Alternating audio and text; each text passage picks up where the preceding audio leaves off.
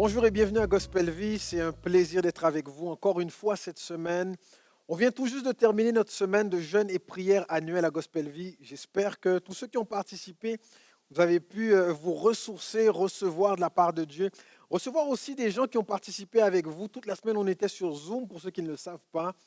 Et puis, on a pris du temps pour prier, pour échanger, pour écouter aussi la voix de Dieu. Et je veux croire que plusieurs personnes ont été visitées et rencontrées durant la semaine. Si vous avez un témoignage, je vais vous demander de nous écrire ce témoignage-là à Gospel Vie. Écrivez-nous pour qu'on puisse savoir qu'est-ce que Dieu a fait si jamais vous n'avez pas eu l'occasion de partager pendant nos entretiens, pendant nos rencontres, nos réunions de prière. Aujourd'hui, je veux continuer sur notre série Enraciné. On a commencé cette année sur cette série. On est rendu au troisième message de la série Enraciné.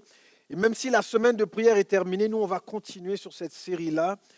Et je veux vous donner aujourd'hui de quoi vous encourager, de quoi aussi, surtout, affermir votre foi. Maintenant, je veux vous prévenir. Il y a peut-être des choses que je vais dire aujourd'hui que vous n'allez pas aimer, ok? Pas parce que Dieu ne vous aime pas, mais parce qu'il y a des choses dans l'évangile de Jésus-Christ parfois qui peuvent être difficiles à recevoir. Mais j'espère que votre cœur est grand ouvert aujourd'hui, que vous êtes prêts à entendre ces choses-là, parce qu'elles vont produire du fruit dans votre vie si vous les mettez en application. Ok? Je vais vous lire un court texte qui se trouve dans Colossiens au chapitre 2. Et je vais lire les versets 6 à 8. Pardon. Colossiens chapitre 2, versets 6 à 8. Et alors que je vais lire, écoutez attentivement. Et si ce n'est pas déjà fait, rapidement au passage, partagez cette diffusion pour qu'un maximum de personnes puissent recevoir la parole de Dieu aujourd'hui. Voici ce que ça dit. Colossiens chapitre 2, versets 6 à 8. Ainsi donc, comme vous avez reçu le Seigneur Jésus-Christ, marchez en lui, étant enracinés et fondés en lui, et affermis par la foi, d'après les instructions qui vous ont été données, et abondez en actions de grâce. Prenez garde que personne ne fasse de vous sa proie par la philosophie et par une vaine tromperie, s'appuyant sur la tradition des hommes, sur les rudiments de ce monde et non sur Christ. Ce que je viens de lire là, ça vient de Paul, l'apôtre Paul qui écrit aux chrétiens de Colosse. Paul n'a jamais rencontré les chrétiens de Colosse, ce n'est pas lui qui a fondé cette église-là, mais il est en prison, il a eu des nouvelles de cette église et il leur écrit une lettre. Et dans cette lettre, il leur dit notamment ce que je viens de vous lire là. Il y a trois idées que je veux faire ressortir de ce passage. Première idée, c'est l'idée de l'importance de marcher en Jésus-Christ en étant fondé et enraciné en lui. La deuxième idée, c'est l'idée d'affermir notre foi par les paroles, les enseignements de Jésus-Christ. Et la troisième idée, c'est l'idée de prendre garde aux philosophies et aux tromperies du monde qui pourraient nous faire sortir, nous écarter du chemin que Dieu a tracé pour nous. Donc, première idée, marcher en Jésus-Christ en étant fondé et enraciné en lui. Deuxième idée, affermir notre foi par les enseignements de Jésus-Christ. Et troisième idée, prendre garde aux philosophies et aux tromperies du monde. Quand Paul s'adresse à ces chrétiens ici, ils vivent dans un contexte social, culturel et religieux qui est assez particulier, un contexte qui exerce beaucoup de pression sur leur foi. Il y a donc des chrétiens à Colosse qui vivent leur foi chrétienne, mais autour de la façon dont les gens vivent, très différente de la foi chrétienne, de la façon de vivre quand on est attaché à Jésus-Christ, qui fait en sorte que parfois ça peut devenir un peu intimidant. C'est un peu intimidant et ça exerce une certaine pression sur notre foi. Et donc, Paul veut les encourager ici et leur donner des éléments qui vont faire en sorte que l'église de Colosse va être forte et sera capable non seulement de prospérer, mais aussi d'aller jusqu'au bout de son appel.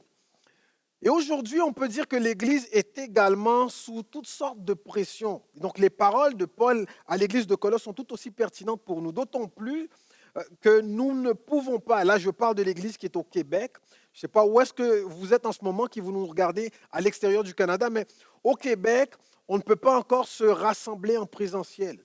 Ça, c'est un des contextes, un des éléments qui fait en sorte que ce n'est pas si facile que ça d'être l'église, bien qu'il y a toutes sortes d'opportunités.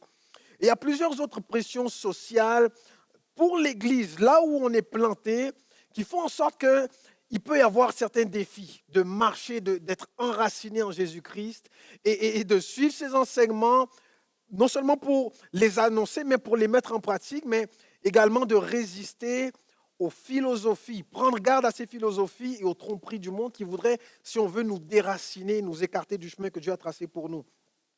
Et donc, pour les idées que je vais vous communiquer aujourd'hui, la première, c'est celle de marcher en étant enraciné et fondé en Jésus-Christ. Je vous lis un autre verset qui se trouve dans Matthieu chapitre 3, le verset 10. Ce sont les paroles de Jean le Baptiste. Et voici ce qu'il dit alors que Jésus s'apprête à commencer son ministère public.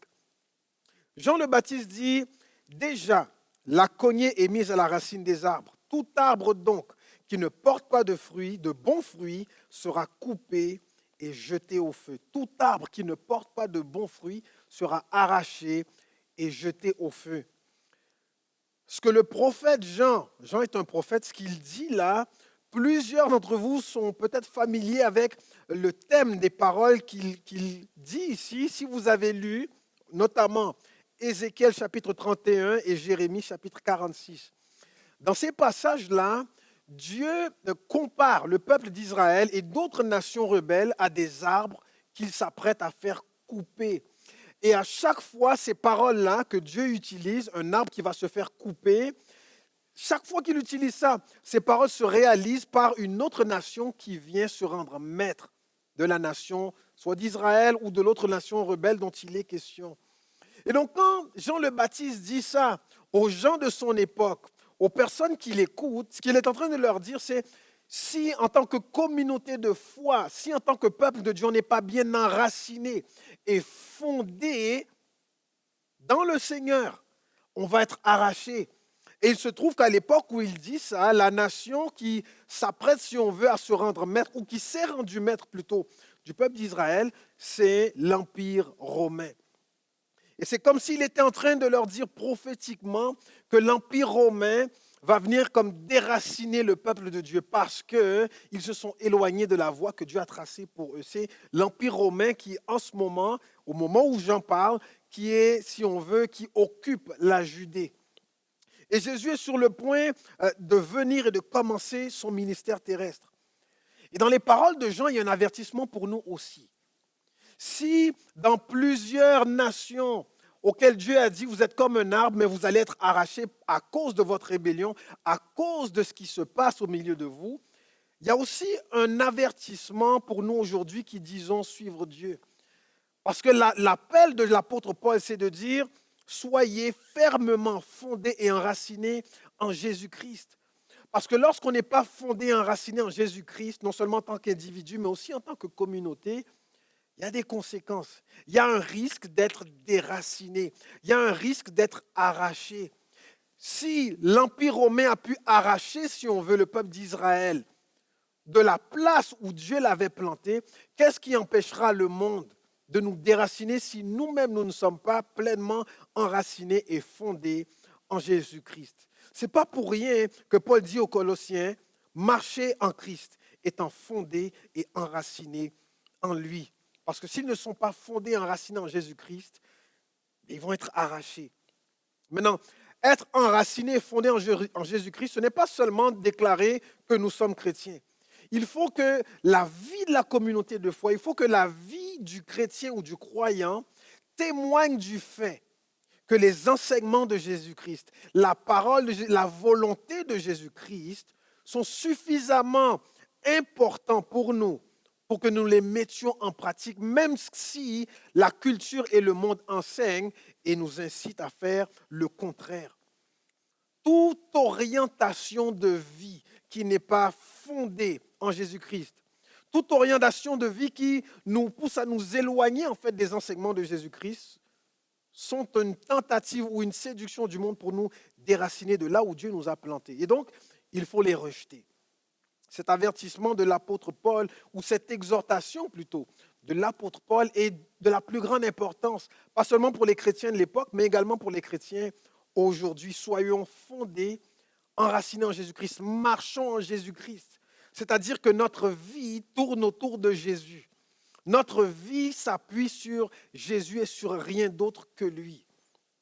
La deuxième idée, affermir notre foi par les enseignements de Jésus. Être enraciné et fondé en Jésus-Christ, c'est beaucoup plus que simplement suivre des enseignements. Si la foi chrétienne se limitait simplement à des enseignements religieux ou spirituels, eh bien, le christianisme serait comme n'importe quelle autre religion. Mais enraciné signifie que Jésus-Christ est notre source. Notre vie vient de lui. Tout comme un arbre déraciné du sol est condamné à mourir, un croyant ou une communauté de croyants qui n'est pas enraciné, qui n'est pas fondé en Jésus-Christ, est appelé également à mourir. On ne peut pas vivre la foi chrétienne, on ne peut pas vivre la vie à laquelle Dieu nous appelle sans être enraciné en Jésus-Christ. C'est simplement impossible parce que Jésus-Christ est notre source. C'est lui qui nous donne la vie, c'est lui qui nous soutient, c'est lui qui nous permet d'exister. C'est par sa puissance que nous sommes encore là. Jésus a dit, je bâtirai mon église et les portes du séjour des morts ne prévaudront point contre elle. C'est la puissance de Jésus-Christ qui fait en sorte que l'Église existe encore aujourd'hui. Ce n'est pas notre propre force, ce n'est pas notre créativité, ce n'est pas nos moyens financiers, ce n'est pas tous nos talents, ce n'est pas notre connaissance. C'est la puissance de Jésus-Christ qui fait en sorte que l'Église est encore en vie, que l'Église existe encore aujourd'hui. Parce qu'il est notre source, parce que l'Église est enracinée en Jésus-Christ. Dans Matthieu chapitre 13, je vous lis un court passage qui se trouve au verset 20 et 21. Et voici ce que ça dit. C'est Jésus qui parle. C'est une parabole. Celui qui a reçu la semence dans les endroits pierreux, c'est celui qui entend la parole et la reçoit aussitôt avec joie, mais il n'a pas de racine en lui-même. Il manque de persistance. Et dès que survient une tribulation ou une persécution à cause de la parole, il y trouve une occasion de chute. Jésus ici raconte une parabole, la parabole du semeur. Vous l'avez certainement déjà lu. Et dans cette parabole, il parle d'un homme qui va semer sa semence. Et les semences tombent à plusieurs endroits. Il y en a qui tombent sur le bord du chemin, d'autres qui tombent sur les épines, d'autres qui tombent sur la bonne terre, et ainsi de suite. Et là, on parle de la semence qui est tombée dans les endroits pierreux. Cette semence tombe là, et lorsqu'elle tombe, à cause des pierres, elle porte racine rapidement, mais le soleil vient et fait sécher cette plante-là, ou fait sécher la semence, qui fait qu'elle ne peut pas porter beaucoup de fruits. Et après avoir raconté cette parabole, Jésus en donne l'explication et il compare la semence qui est tombée dans les endroits pierreux aux personnes, aux croyants qui reçoivent la parole avec joie. Mais aussitôt que survienne une persécution ou une tribulation, là, il y trouve une occasion de chute parce que cette personne manque de racines. Elle ne persiste pas, elle ne persévère pas dans les choses qu'elle a reçues. Elle ne persévère pas dans la parole de Dieu. Elle ne persévère pas dans l'enseignement de la parole de Dieu. Ici, persécution, pour vous donner une simple définition, c'est simplement des difficultés qui sont causées par des personnes hostiles. Ces personnes vous sont hostiles à cause de votre foi. Donc là, on parle de persécution. Quand les gens deviennent hostiles envers vous à cause de votre foi, on parle de persécution. Tribulation, c'est autre chose. Quand on parle de tribulation, on parle de difficultés qui font partie simplement du cheminement que vous avez entamé. Ce ne sont pas des difficultés qui sont causées par des personnes qui vous sont hostiles. C'est simplement des difficultés qui viennent, qui accompagnent le fait que vous avez entamé un certain chemin. Par exemple, un athlète sportif aura des tribulations. Il y aura toutes sortes d'obstacles, de difficultés qui feront en sorte que ce sera difficile d'aller chercher la médaille d'or. Pas parce qu'il y a des gens hostiles qui veulent l'empêcher, bien que ça peut arriver aussi, mais il y a toutes sortes d'épreuves dans la vie ou sur le chemin d'une personne qui veut arriver à un objectif. Voici quelques synonymes du mot tribulation. Mésaventure, inconvénient, souci, obstacle, détresse, douleur, mauvaise passe, pépin, deuil, malheur, revers. Donc ces mots sont des synonymes de tribulation.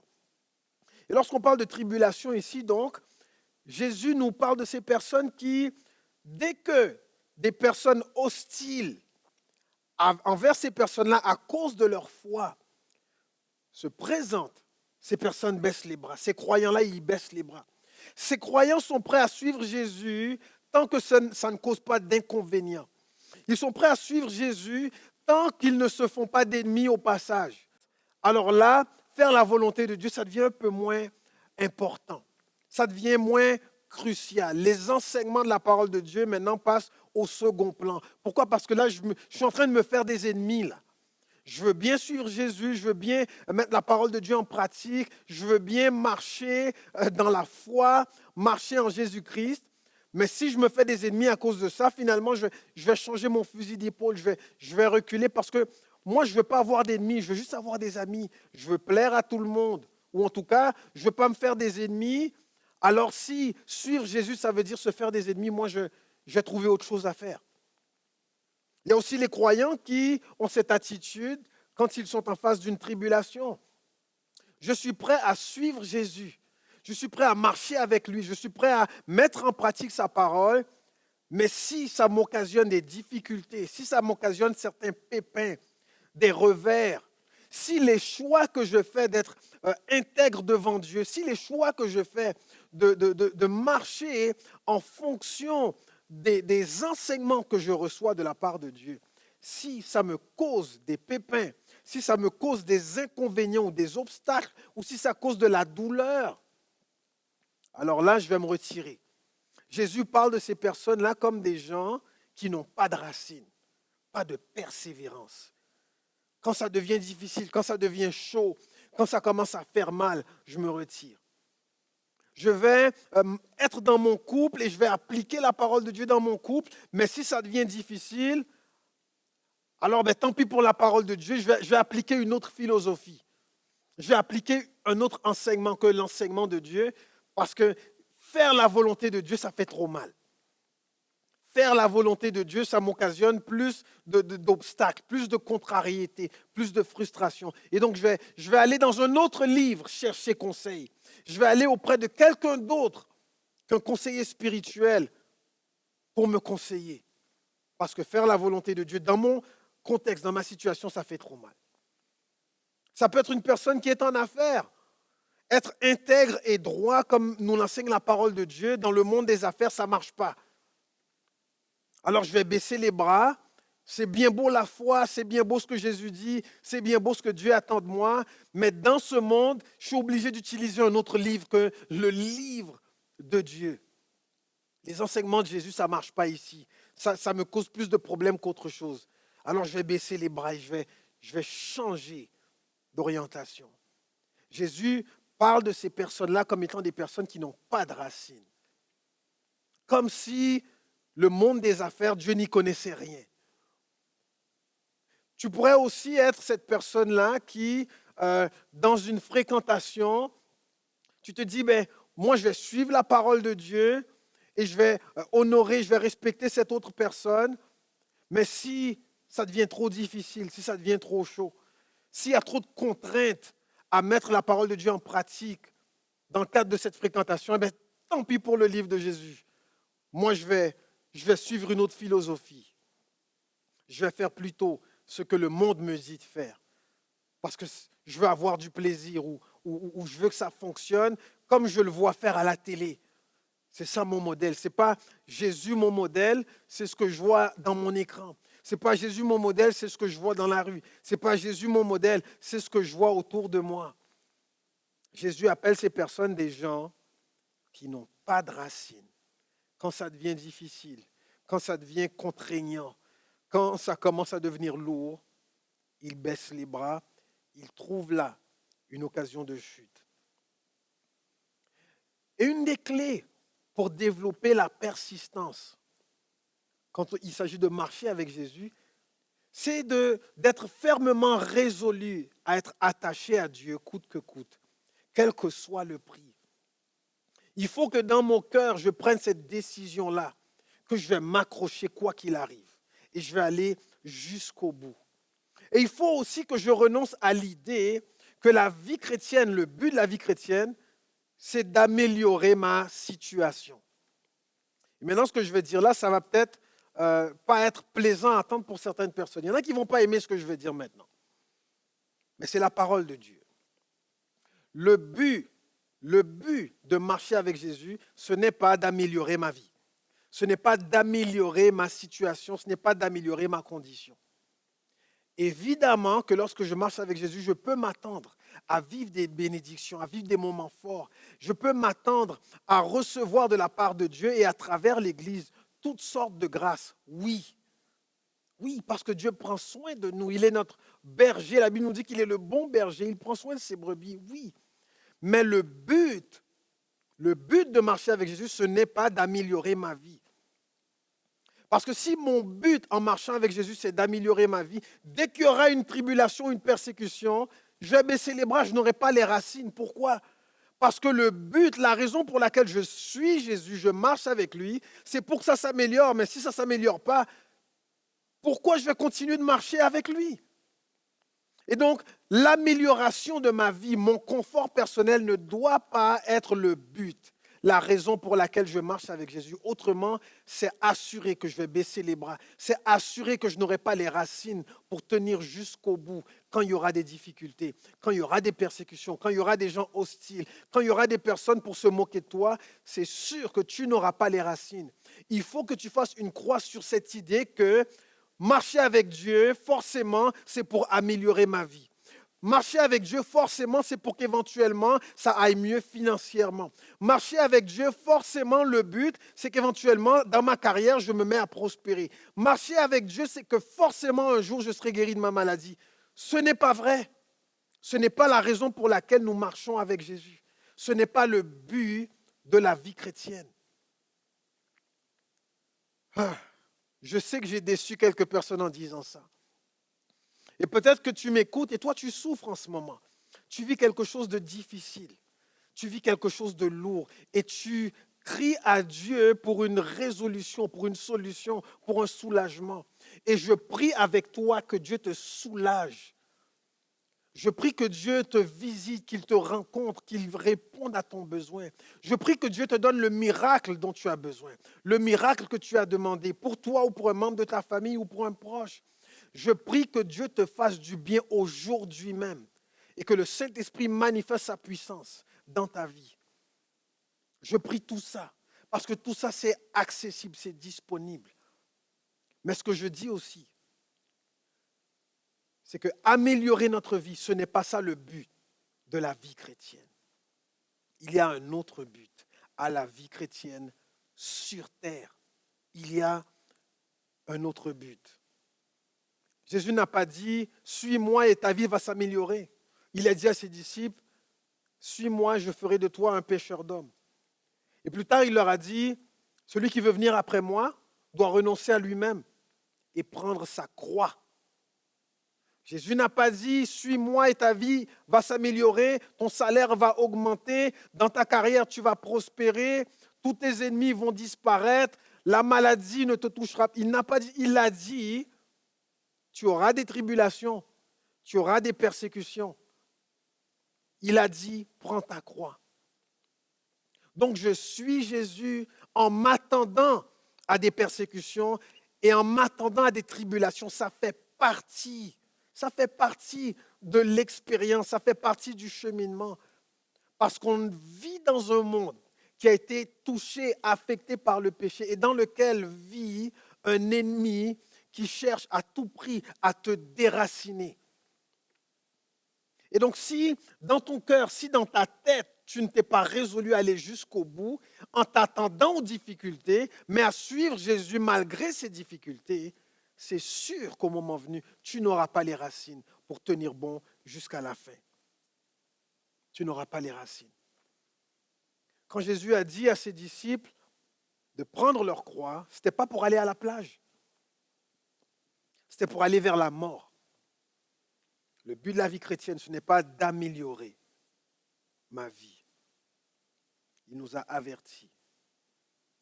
Et parfois, on suit Jésus parce qu'on nous a dit que les choses allaient s'améliorer si on suivait Jésus. Et c'est vrai qu'il y a des belles choses à vivre avec Jésus. Mais ça ne peut pas être le but pour lequel je le suis.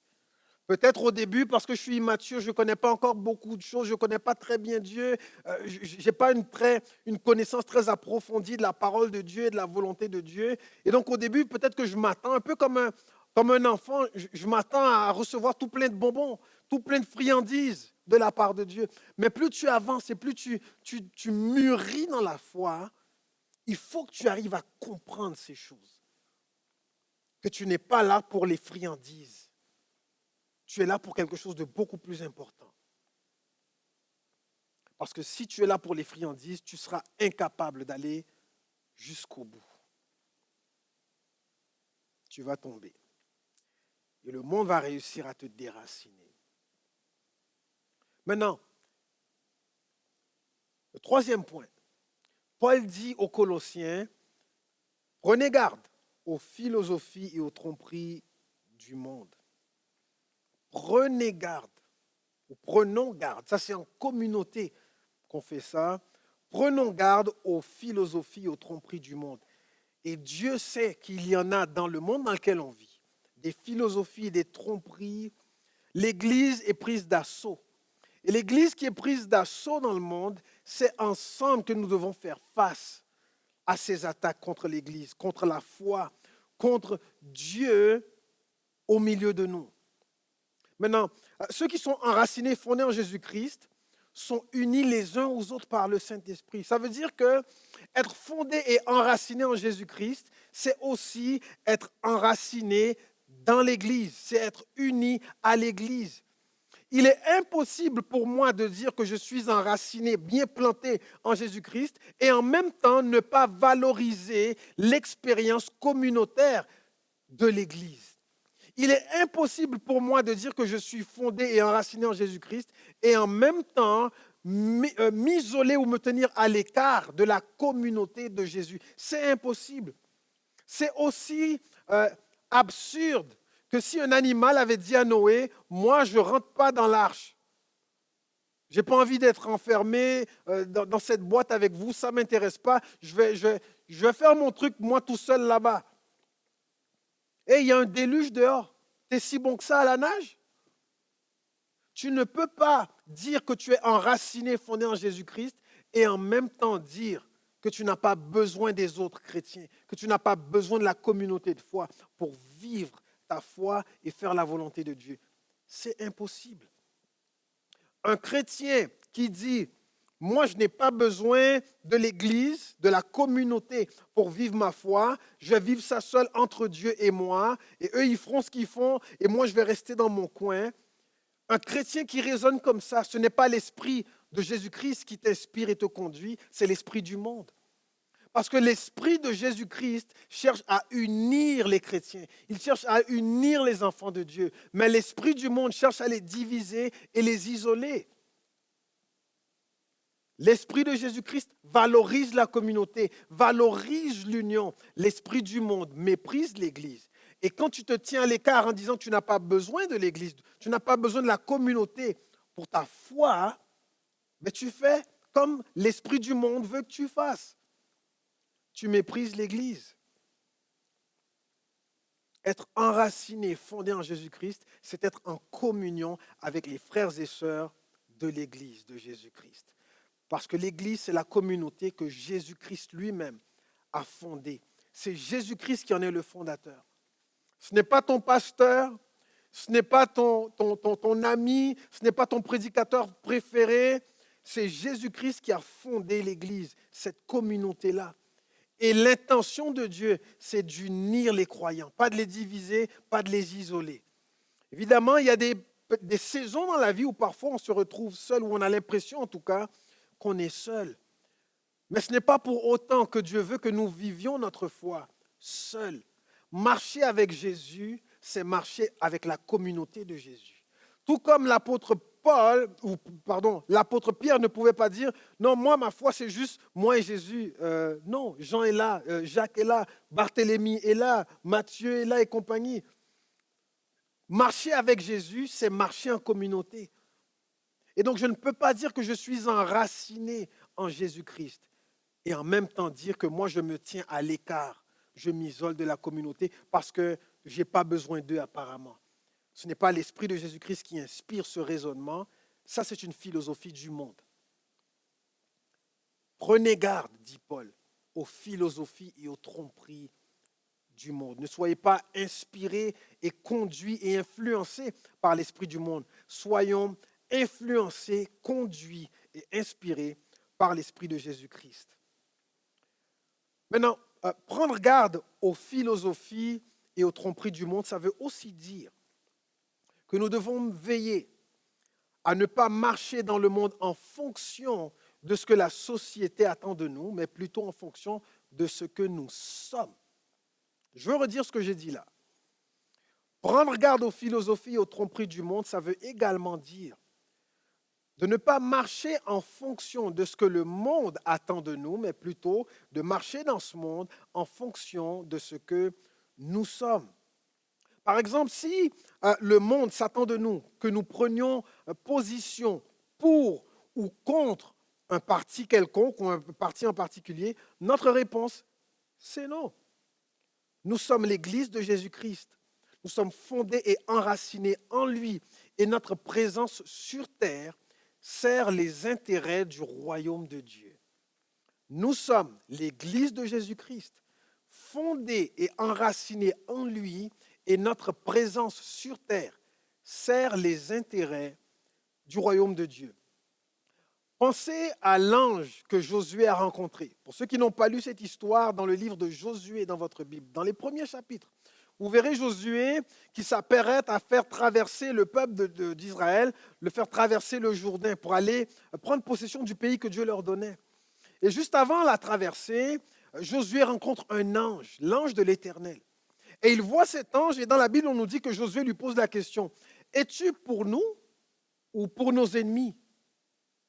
Et l'ange de répondre, non, moi je suis le chef des armées de l'Éternel. Est-ce que tu es de notre côté, de notre bord, ou est-ce que tu es du côté des autres? Non, moi je suis le chef des armées de l'Éternel. L'Église doit s'inspirer de la réponse de cet ange. Est-ce que vous êtes pour ou contre ceci? Est-ce que vous êtes pour ou contre cela? Est-ce que vous êtes pour ou contre ces gens ici? Est-ce que vous êtes pour ou contre la communauté là-bas? Non. Nous sommes l'Église de Jésus-Christ, fondée, enracinée en lui. Et notre présence sur terre sert les intérêts du royaume de Dieu. Êtes-vous, en tant que chrétien ou en tant que croyant, en tant que communauté de foi, est-ce que vous êtes pour ou contre le gouvernement du Canada? Est-ce que vous êtes pour ou contre le gouvernement de la France? Est-ce que vous êtes pour ou contre le gouvernement de la Côte d'Ivoire? Non. Nous sommes l'Église de Jésus-Christ.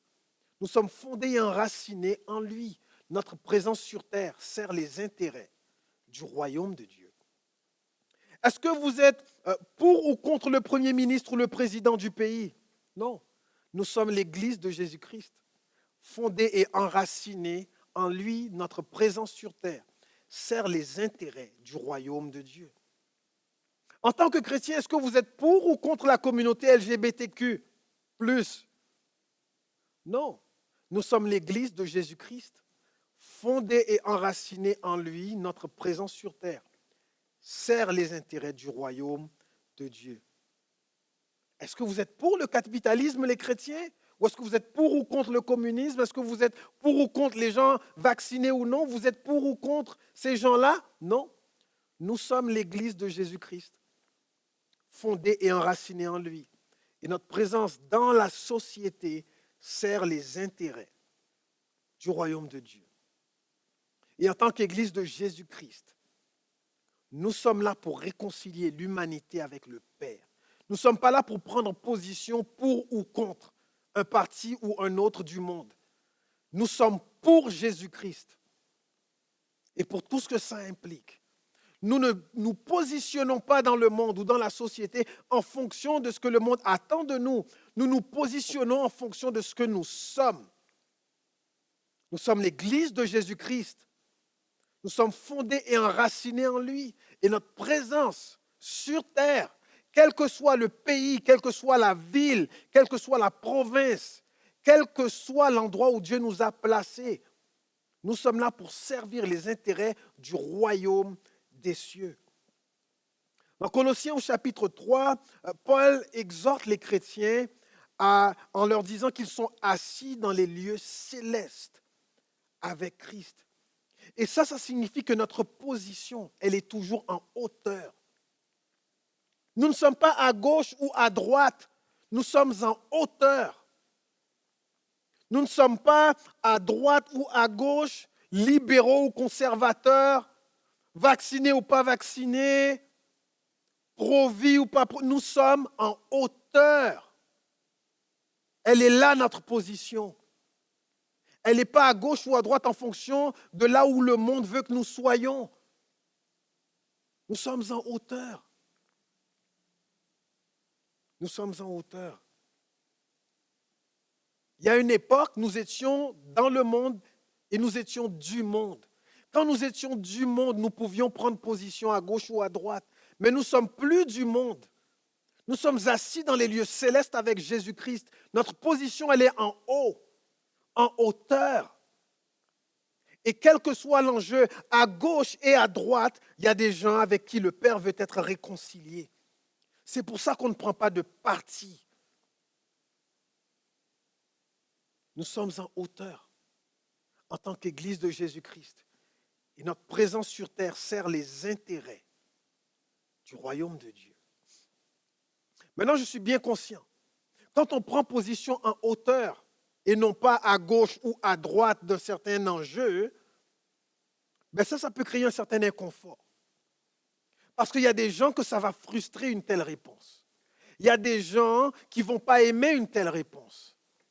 Et ils vont vouloir exercer une certaine pression sur l'Église et sur les chrétiens pour se positionner absolument à gauche ou à droite. Mais notre position n'est pas à gauche et elle n'est pas à droite non plus. Notre position est toujours en hauteur. Toujours en hauteur. Mais il y a des gens qui n'aimeront pas ça. Et ce sera à nous, communauté de croyants, d'être fermement enracinés en Jésus-Christ, qui est en hauteur. Je ne veux pas être enraciné par le monde à gauche ou à droite d'un débat. Je veux être enraciné en Jésus-Christ qui, lui, est en haut. Et ce sera à nous de persévérer, de nous accrocher à cette position qui est en hauteur pour éviter d'être ballotté à gauche et à droite par toutes sortes de philosophies, toutes sortes de mouvements, toutes sortes de slogans, toutes sortes de tendances, toutes sortes de modes. Soyons enracinés et fondés en Jésus-Christ. Notre position, elle est en Christ. Et oui, ça va occasionner des persécutions justement. Parce qu'on est enraciné en Christ, en hauteur et non pas à gauche ou à droite, ça va occasionner des tribulations. Mais si on persévère jusqu'à la fin, Jésus a dit à l'Église, si on persévère jusqu'à la fin, il va nous donner une couronne de gloire. Dans Apocalypse au chapitre 2, le verset 10, voici ce que Jésus nous dit. Ne crains pas ce que tu vas souffrir.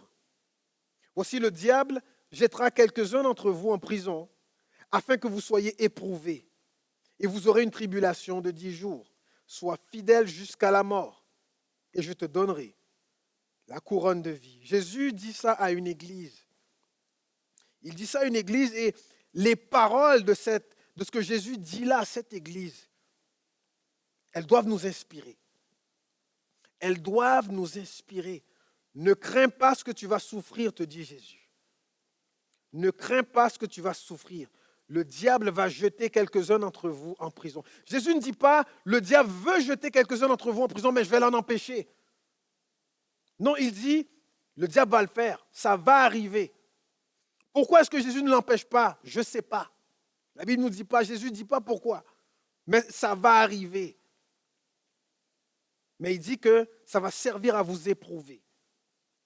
Et vous aurez une tribulation. Il y aura des tribulations. Seigneur, nous, on prie contre les tribulations, enlève-les, fais-les disparaître. Non, ça va arriver. Jésus te prévient d'avance. Tu auras des tribulations, le diable va te frapper, il va arriver des choses très désagréables, très inconfortables. Mais ne crains pas ces choses que tu vas souffrir. Ça fait partie du cheminement. Et pourquoi tu vas vivre ces choses notamment? Parce que tu auras refusé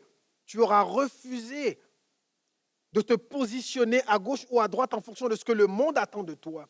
Parce que tu auras refusé de remplacer les enseignements de Jésus par les philosophies du monde. Parce que tu auras refusé de marcher en étant enraciné en autre chose qu'en Jésus-Christ seul. Alors tu vas avoir des tribulations et des persécutions. Et Jésus dit même à cette église, sois fidèle jusqu'à la mort. Sois fidèle jusqu'à la mort. Et si tu es fidèle jusqu'à la mort, je vais te donner la couronne de vie. Sois fidèle jusqu'à la mort. Jésus est en train de dire aux chrétiens d'aujourd'hui, même si marcher avec moi mène à ta mort, tiens bon jusqu'au bout. Parce que moi, je suis capable de te donner la vie. Même si me suivre, marcher avec moi, ça veut dire la mort physique, marche avec moi jusqu'au bout.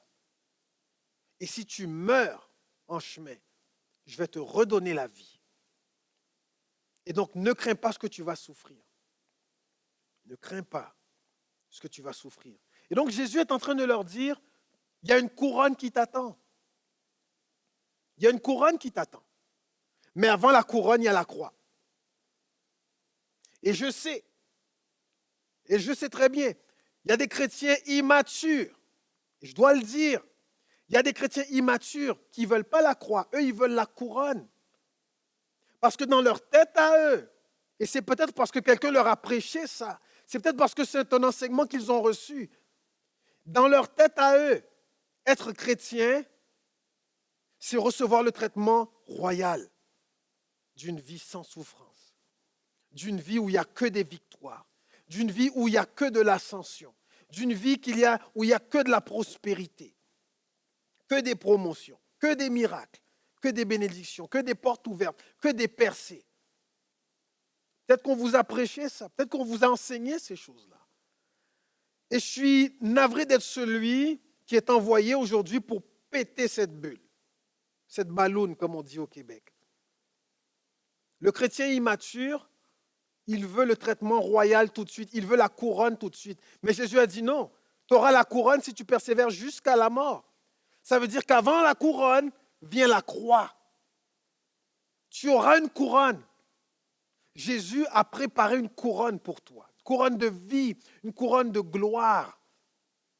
Mais avant de recevoir la couronne, pas après, avant de recevoir la couronne, tu dois porter ta croix.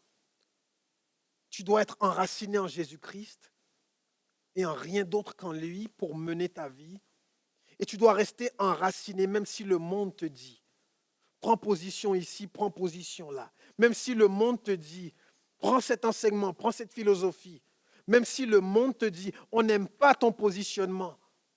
Même si le monde te dit, descends de ta hauteur et viens ici et mêle-toi avec nous dans nos enjeux, dans nos missions, dans nos causes, dans nos motivations. Non, nous sommes l'Église de Jésus-Christ. Nous sommes fondés, enracinés en Jésus-Christ. Non pas à gauche ou à droite, mais en hauteur. Et notre présence sur terre sert les intérêts du royaume de Dieu. C'est pour ça qu'on est là. Et bien qu'on est tenté parfois de vouloir demander à Dieu de nous donner une couronne tout de suite, de nous donner tout plein de bénédictions tout de suite, de nous épargner la souffrance, c'est parce que Jésus nous a promis. C'est parce que Jésus nous a promis. Si tu veux être enraciné, chrétien, et fondé en Jésus-Christ, tu dois t'accrocher à lui et être résolu à marcher avec lui coûte que coûte et d'aller jusqu'au bout, jusqu'à la fin, jusqu'à la mort s'il le faut. Et de toujours prendre position en Jésus-Christ. Non pas pour ou contre tous les débats, tous les enjeux, selon le menu que le monde veut te présenter, mais toujours en fonction de ce que tu es. Nous sommes l'Église de Jésus-Christ. Et aujourd'hui, je veux prier pour ceux qui m'écoutent maintenant, que vous soyez en famille, que vous soyez seul quelque part, que vous soyez réunis en ligne. Je veux prier que Jésus-Christ fortifie l'Église, que par son Saint-Esprit, il nous donne la puissance de marcher dans ce monde en étant fondés et enracinés en Jésus-Christ, qui nous donne la force de nous positionner en Christ qui est toujours en hauteur et qu'il nous donne d'avoir l'impact qu'il nous appelle à avoir dans ce monde. Non pas l'impact que le monde nous demande d'avoir, mais l'impact que Christ veut avoir à travers nous. Parce que c'est lui qui nous a sauvés, c'est lui qui nous a appelés, c'est lui qui nous a rassemblés et c'est lui qui nous a mandatés.